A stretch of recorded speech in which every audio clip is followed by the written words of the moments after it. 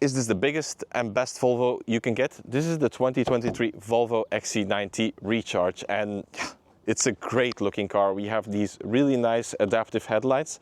They have this T shape. It kind of reminds me of Thor's hammer. It's all to do with Scandinavian history, I guess. We have a lovely, nice chrome grille. It's a beautiful looking car, 20-inch wheels. But the thing you really want to know is how well does it drive. So come, let's go. Okay, so now we're on the road, and yeah, honestly, it's a Volvo. There's not much to say bad about the car. It drives very well. It just does what it does. Steering is very light but very accurate. As I said in front, we have a 2-liter which is twin charged, so there's a turbocharger and a supercharger. It's really peppy. Combined with the electric power, it has 455 horsepower and 700 newton meters of torque. The torque is really impressive, and yeah, it's a really welcome addition. But yeah, overall it's just a well-working car. And as I've said, we have a very beautiful interior here. It's very Volvo-like, so there's nothing too fancy other than the crystal gear lever, but it's a really nice addition, to be honest. I really like it. It feels very premium, and we also, in this car, we have the extended leather package, which you have all of this in leather. You have a different Nappa leather in the front, also in the back, on the door trim and everything. It's just super, really. And with it being a hybrid, we can also drive fully electric, and we can drive fully electric up to 60 kilometers on a full charge, which it's perfect for your day-to-day. It's nothing groundbreaking like we have at Mercedes with their 100 kilometers, but it's certainly not the worst, not by a long shot. And yeah, infotainment here as well, it's very Volvo. Everything is very functional. There's not much design to it. The ethos at Volvo is less is more, in design at least, because just driving it, very comfortable, picks up speed. The engine sounds quite good as well, even though it's a 2-liter. And for such a small engine in such a big car, it never feels underpowered. Even though the battery is basically empty right now, I don't feel like I'm dragging a lot of weight, which in a lot of big hybrids, that can be an issue, and it's not very welcome. And even though this is a 2023 car, it still gets over-the-air updates, and with the latest over-the-air update, in front of your instrument cluster, you can have Apple CarPlay display, Google Maps, Waze, whatever, so that it's a really welcome addition. And if you didn't have it before, you don't really miss it, but once you're used to it, to have it just in front of you, it's really nice.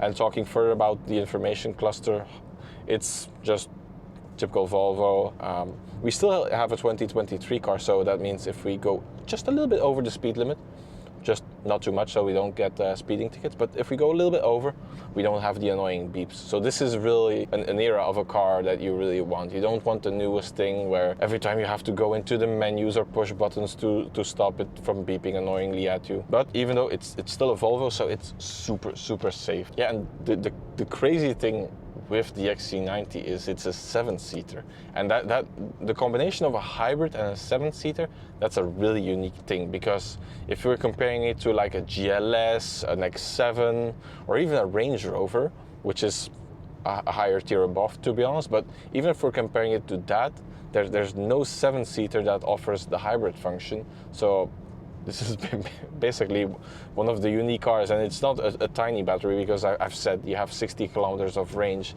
It works really well. As well with the optional air suspension that we're on, you can lift it and raise it however you want, but if you just leave it as is, it glides very smoothly over the roads. It doesn't roll too much. It's a perfect daily for what you're looking for. Yeah, and it really has all the creature comforts you want. It's a really premium product here, because it's a very hot day today. It's 26 degrees outside, and I'm not dressed for the occasion, I know, but I have this ventilated seat which cools me down.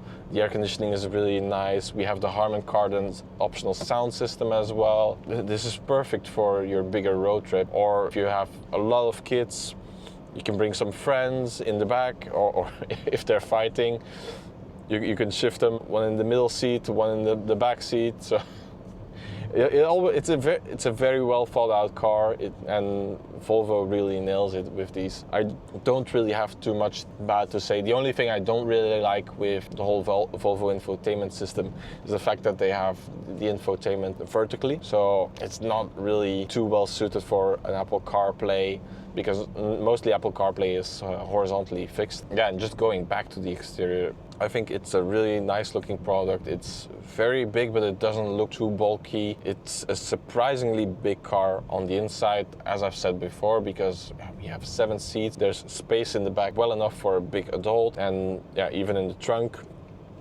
there's 2 seats left. And if you fold them down, there's such a big trunk. You can put easily 2 suitcases and be gone for a week, essentially. It's a really good product, and price-wise, the market is really good for these as well. You find them between like 70 and 80, which for a car that's relatively new and has all of these luxuries, you're not getting a lot that's this good, essentially. Yeah, I really like the driving. It's super quiet inside here.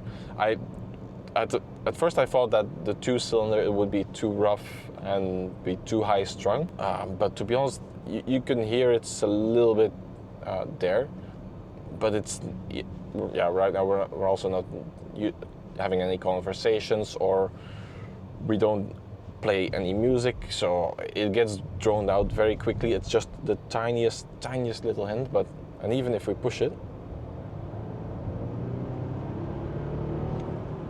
there's a really cool induction noise to it, and yeah, it doesn't sound cheap, and that's the biggest thing with smaller hybrids.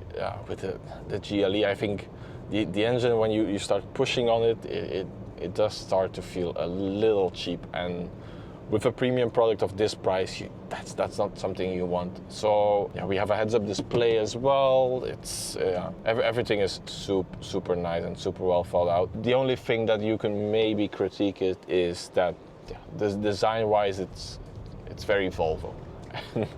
That I don't mean anything bad to it, because either you like it or you don't. It's a very serene car. It's something for someone who doesn't want to have like the biggest flashiest X7 with the big grille and everything. It's a really understated car. You can have all the fun you want in it on your day-to-day driving. It'll take you from A to B in one of the best ways, probably, but no one's going to notice that you're driving this big of a car. And some people, they do like to be a little bit more anonymous, and yeah, then I think this is a much better choice than an X7 or a GLS, which are really bombastic cars, to be honest. So if you're looking for a big SUV with a lot of power, that's very distinguished, has the best safety features on the market, autonomous driving, extended leather, massaging seats, ventilated seats, I can really go on. Everything is super well finished. This wood is very nice. The drive is superb. There's no creaks when you go over big bumps. It's a super good experience. And if you're in the market for one of these, and you don't really care about the BMWs, which I can understand, truthfully, because I think just driving-wise, this is more comfortable than an X7. It's maybe not as flashy, and maybe you want something that's flashy or has a bit more excitement in the interior, like a GLS. But I think then the GLS, the quality is not what you expect for the money. And yeah, essentially, I think this is the best all-around SUV that you can have. And as I've said before, 7 seats, or you can have a big family, or you can have the friends of your children come along with you, and hybrid. So in a lot of markets, it's still very attractive to buy this, to have it, and yeah, you don't have to spend massive amounts of money on electric cars. I mean, I think the XC90, especially with the 455 horsepower, the recharge, with some very good options, this charcoal Napa leather, it's really what you want. So I hope you enjoyed this. If you're looking for an XC90, let us know. Maybe we can find you a good deal, and I'll hit you up. Other than that, if you have anything that you want to say in the comments, feel free, let's chat there, and I'll see you in the next video. Bye.